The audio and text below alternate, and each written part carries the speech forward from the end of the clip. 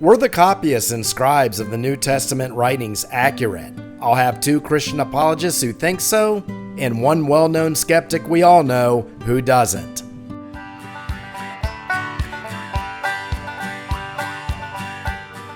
One of the largest contentions for debate between the atheist skeptics and Christian apologists is, are the New Testament writings legitimate, and were the scribes accurate as they were producing copies upon copies upon copies? And of course, the Christian apologists say yes, they are. The skeptics say no, probably not. And like all my videos, I compare both sides' viewpoints and then basically pick the one that I'm going to align myself with. In other words, the contention that makes the most sense. And yes, I'm using my old standby, Bart Armman, in two of his blog articles, as a proponent that the New Testament writings can't necessarily be described as accurate because of the copies upon copies upon copies made, and the worldview of two Christian apologists. Now, the first Christian apologist was our old standby, Mr. C.S. Lewis. I can say I generally respect Lewis. He had his viewpoints before he died, and he really contemplated things before he went from atheism to Christianity. And the nice thing about Lewis is he doesn't claim to know something for a fact if he doesn't. A lot of his contentions are merely faith-based, on what he believes is rational reasoning, and I would say some of it is rational reasoning. But the article I read quoting his defense of the legitimacy of the New Testament copies was that many of us won't accept it because we have a skepticism of miracles, that we're too ingrained in materialism. In other words, what we see is what is real. I think that's an incredibly weak argument. Of course, we're going to have skepticism of miracles. If not, we would believe every lunatic on the street corner. If you're going to propose something such as a miracle, you have to have some sort of probable evidence to back it up, or you're just another religion. And then he uses the old standby of that there are certain historical truths in the Bible, such as places that existed, historical figures that existed, so therefore the rest of the New Testament must be true as well. That's logical fallacy 101. You can't take one truth and create another truth. Then he went on to talk about how Jesus described the cost of following him, and how the disciples were later killed for following his teachings. Again, weak argument. I can say the same thing for a jihadist. So Lewis's contention fell flat in my view. Now the other person was Joseph Holden, with an article from the Calvary Chapel. Holden is well educated with a PhD in theology, but it sounds to be that he's a fundamentalist, as his undergrad work was at the Calvary Bible College. It looks in his bio that he got his master's in divinity at the Southern Evangelical Seminary. But he at least made some decent points, but I'm going to tell you where they fall flat. Mostly his arguments are on the lines of the late Dr. Bruce Metzger, who by the way was a mentor to Bart Armman in his younger days, before Armman became an agnostic. But his first argument is we have such a high volume number of Greek manuscripts and thousands of manuscripts in other languages that the writings of these manuscripts must be valid. He compares that to Homer's Iliad, which doesn't have nearly the volume of the New Testament writings. And he also notes in his second argument that these works were reproduced in such a short time span after Christ's death that also confirms their validity. And in their world, a few hundred years is a short time, compared to other historical works where the first copy was 1,000 years later. And at first glance, these first two arguments seem to hold some sort of validity until you think of the time period where they were reproduced.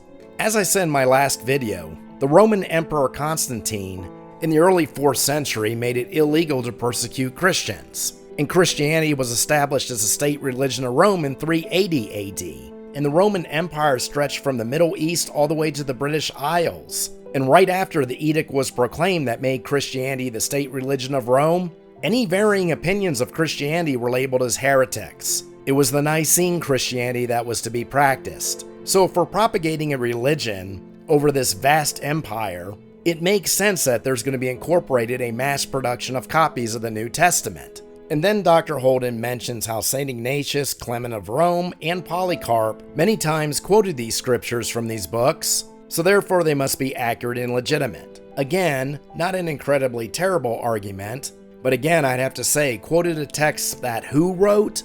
And this is Bart Armman's contention, and this is the contention that makes the most sense to me. And before you even look at the New Testament, you have to look at the Old Testament, because much of the Old Testament supposedly leads into the coming of Christ, prophesizes his death and resurrection. And we know there's a huge mistranslation already with the coming of Christ at his birth. Again, Isaiah 7:14 in Hebrew text does not say that Mary was a virgin. And as I said in my last video, I have heard the apologist's argument that the word Alma can be referred to a woman who is a virgin, and yes, young woman could mean a young woman who was a virgin. But if you were to note specifically sexual purity, that is not the word.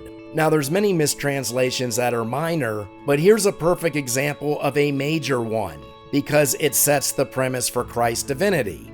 When the Septuagint Bible was reproduced, that the scribes majorly missed something and translated it incorrectly.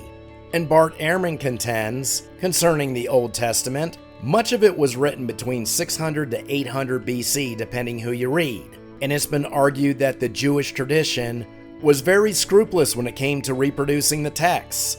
But Bart Armman contends that these ironclad rules for copying didn't really take effect until 500 to 1000 years AD, as he states the first Hebrew Bible in its completion was at 1000 years AD. And he also points to the Masoretic texts concerning the book of Jeremiah, which is 15% longer than the Greek version. And he states that 15% is a big deal. And why does this Old Testament error matter with the New Testament? Because so many times the New Testament quotes the Old Testament, which means your premise of fact is built on a very shaky foundation. But let's look at just the New Testament writings themselves. Armman states that 94% of the manuscripts from the New Testament are 800 years after the fact, and that we only have a handful that date to the 2nd century AD. And even those handful of manuscripts that are already in the 2nd century AD, we only have fragments. He points to something called P46, an excerpt of Paul's letter in Thessalonians, approximately 200 years AD, and it's only a fragment. He states the first complete letter we have from Paul in Thessalonians is the Codex Vaticanus, that is dated 370 AD. 370 AD is 10 years before Rome declared Christianity its state religion. So that's why I don't see the validity of Joseph Holden's argument that all these vast New Testament writings, thousands of them, only have minor variations from each other, so therefore the story holds water. Because Armman contends that most of the variation occurs in the early manuscript fragments that we have. And the earliest fragments we have are still well over a century after the fact at best. And everything before that is a complete unknown. They don't know who actually wrote Mark. It has been contended by many scholars that the Gospel Mark was comprised of several authors. It is a heated debate still today whether John actually wrote the Gospel of John. I'm not saying that John didn't write the Gospel of John originally. I'm saying that we don't know. The entirety of the Gospels could have been started by people who weren't even friends of Christ and never met the man. People who simply heard stories from what many believed at the time was a growing cult. As Tacitus even noted, people who were following a mischievous superstition.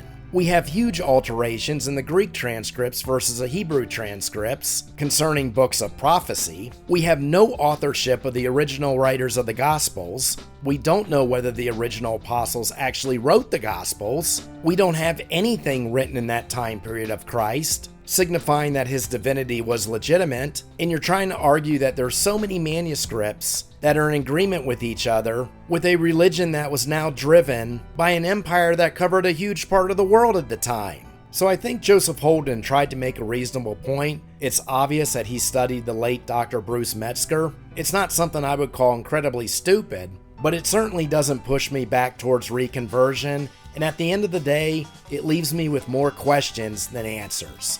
Now, if you'd like to look at some more material debunking miracles, click on that playlist card at the end of the video, and check out my own tale, which at least I admit is fiction, The Second Fall, an offbeat Armageddon sure to offend the evangelical, and probably a few others. Links are on the video description as well as the banner, and I will see you next time as we once again take that sword of reason and reality and thrust it right through the heart of ignorance.